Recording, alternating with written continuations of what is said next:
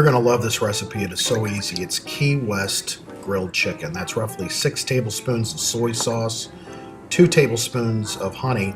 Now this recipe is good for, I think we had 4 or 5 chicken thighs that are boneless and skinless and 3 chicken breasts that are boneless and skinless. We just added a couple tablespoons of chopped garlic. And now we are loosening up a lime. You can also microwave it for 10 seconds or so.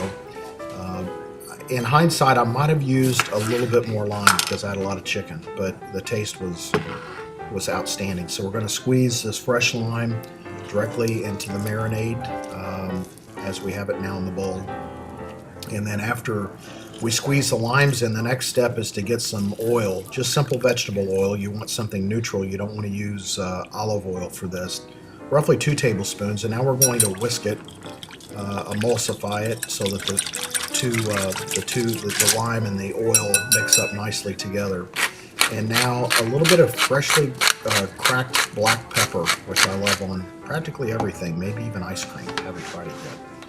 We've got the chicken thighs. Watch the hand movements because barbecue pit boys do this, and you know, it looks cool, so whatever. We've got chicken thighs, chicken breasts. Typically I like to grill with the skin and with the bone, but since this was a marinade, I decided to get the chicken without the bones and without the skin, and it turned out great. You just have to be careful about drying it out. Now we're putting it in the marinade Tupperware dish, which works out beautifully. Flip it around a little bit, throw it in the refrigerator, and now we're going out to the grill after about 3 hours. That aluminum foil thing is a hobo pack of potatoes, carrots, and onions that we did. I'll show you how to do that in another video, which we're making now. We've put the lid on, left them for maybe 5-6 minutes at the most, and now we're turning them, and then you start working them based on the doneness. That's not burnt, that's the honey caramelizing, so no big deal. But every fire has its own personality, and you just have to tend to it.